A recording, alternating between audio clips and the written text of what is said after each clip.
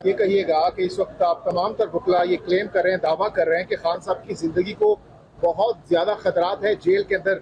ये information jail के अंदर की कौन दे रहे हैं आप लोगों को? पहली बात तो यह है कि देखें, उनके ऊपर कातलाना हमले हुए जिसके पीछे वो पीडीएम की फाशिस्ट जमातें और ताकतवर हल्के और तबके शामिल थे और जिसकी एफआईआर भी नहीं काटी गई। जब जेटी बना दी गई, जब वो कोई ख़ास ठोस शवाहिद हासिल करने में कामयाब हो गई तो उसके बाद उस जेटी को तब्दील कर दिया गया। और आप देखें, उस जिसने कातलाना हमला किया था नवीद, उसकी 1 घंटे के अंदर अंदर वीडियो आती है। फिर जब उस वीडियो के ऊपर सवाल जवाब होता है, फिर दूसरी वीडियो आ जाती है, फिर तीसरी वीडियो आ जाती है। तो वो कौन लोग मुलव्विस थे? इसका मतलब ये हुआ कि कोई ख़ास ऐसे लोग इन्वॉल्व थे जो इनकी ज़िंदगी को ख़तरे में डालना चाहते थे। और आज जो पोजीशन है, उनकी वाइफ की तरफ से वो पटिशन आई है। मैं समझता हूँ कि जितनी करीब उनकी एक शरीके सफ़र हो सकती हैं, जो इन्फॉर्मेशन उनके पास हो सकती है, किसी और के पास नहीं हो सकती। यानी हमारा साहिबा को खान साहब ने जब उनसे मुलाकात मैं आपको क्लियर करता हूँ। पहली बात है कि हमें माजी के तजर्बे से एप्रीहेंशन है। दूसरा, हमें इंफॉर्मेशन इसलिए भी है कि इवन राना सनाउल्लाह जब इंटीरियर मिनिस्टर था, उनके ज़माने में और उससे पहले भी मुस्तकिल गवर्नमेंट ऑफ पाकिस्तान ने नोटिफिकेशंस के ज़रिए बताया कि किसी ना किसी ज़रिए से आपकी ज़िंदगी को ख़तरा है और आपके ऊपर अटैक हो सकता है। दैट वाज द रीज़न कि जब जज अबुल हसनात के पास, जुल्करनैन के पास ये मैटर आया तो उन्होंने भी इसको कंफर्म किया कि उनकी लाइफ को रिस्क है और लाइफ रिस्क की बुनियाद पर हमने ये अटक जेल में उनको रखा। हालांकि आर्डर जो था वो अडियाला जेल का था।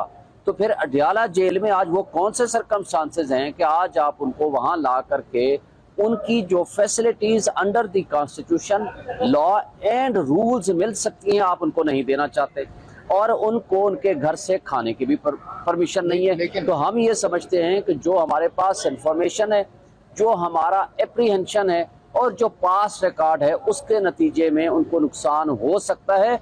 और जिसकी एक मिसाल आप देखेंगे, इमरान रियाज को जब उठाया गया तो 150 दिन बाद जब वो वापस आते हैं, आज वो फिजिकली एंड मेंटली उनकी वो पोजीशन नहीं है जो पोजीशन जिस वक्त उनको उठाया गया था।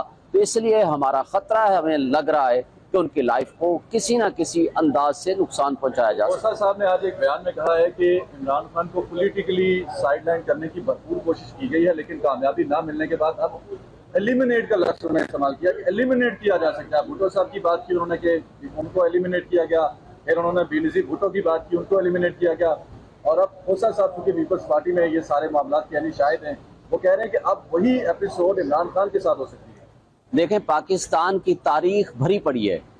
लियाकत अली खान की शहादत हुई, जिसने उसको मारा, उसी वक्त उस एविडेंस को मिटाने के लिए उस बंदे को गोली मार दी गई। इससे पहले कायद आज़म रहमतुल्लाह अलैह की एम्बुलेंस ख़राब की हो जाती है या कर दी जाती है। फिर फातिमा जिना के बारे में शरीफुद्दीन पीरजादा ने कहा उसको कत्ल किया गया था। फिर आप आगे आते हैं, जुल्फ़िकार अली भुट्टो को जुडिशल मर्डर के जरिए कराया गया। फिर आते हैं बेनज़ीर भुट्टो की शहादत।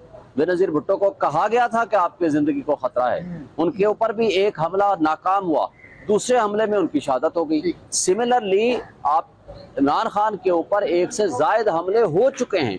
इसलिए हमारी जो अप्रीहेंशन है वो विदाउट एनी सॉलिड रीज़न नहीं है। आप अरशद शरीफ को देख लो, अरशद शरीफ ने अपनी ज़िंदगी में जब ये कहा कि मेरी ज़िंदगी को ख़तरा है, चीफ जस्टिस को ख़त लिखे, प्रेसिडेंट ऑफ पाकिस्तान को ख़त लिखे, लेकिन उस वक्त के मिनिस्टर्स ने मजाक उड़ाया कि नहीं झूठ बोलता है। लेकिन बिल आखिर उसने अपनी शहादत और ज़िंदगी दे के ये साबित किया कि उसके जो अल्फाज थे वो सच्चे हैं।